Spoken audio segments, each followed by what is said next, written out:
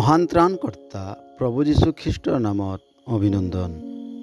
পবিত্ৰ বাইবেলৰ যোহনে লিখা শুভবাৰ্তা 20 অধ্যায় 20 পদত আমি এইদৰে পাওঁ, ইয়াকে বুলি তেওঁলোকক তেওঁৰ হাত দুখন আৰু কোক দেখুৱালে।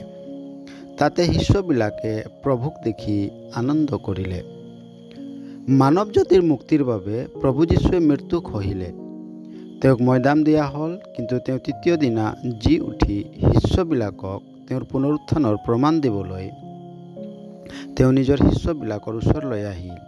তেতিয়া পুনৰুত্থিত প্ৰভুক দেখা পাই শিষ্যবিলাকে আনন্দ কৰিলে। মৃত্যু আৰু পৰাজয়ৰ ভয় এতিয়া আনন্দত পৰিৱৰ্তন হ'ল। আৰু এই ঘটনা প্ৰভু যীশু কোৱাৰ দৰেই হ'ল, কিয়নো যীশুৱে তেওঁবিলাকক এইদৰে কৈছিল, মই তোমালোকক অতিস্বৰূপকৈ কওঁ, তোমালোকে ক্ৰন্দন আৰু বিলাপ কৰিবা, কিন্তু জগতে আনন্দ কৰিব। তোমালোকে শোক কৰিবা, কিন্তু পাছত তোমালোকৰ সেই শোক আনন্দ হৈ যাব। প্ৰসৱৰ সময়ত উপস্থিত হোৱা তিৰোতাই প্ৰসৱ বেদনাত দুখ পায়, কিন্তু ল'ৰাটি উপজালেই জগতত মানুহ এটা জন্ম হোৱাৰ আনন্দৰে আনন্দিত হোৱাত সেই ক্লেশ তেওঁৰ মনত নাথাকে।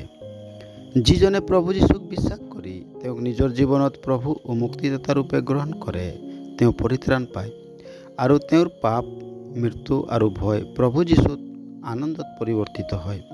আপোনাৰ জীৱনতো এনেদৰে হ'বলৈ ঈশ্বৰে আপোনাক সহায় কৰক। ধন্যবাদ।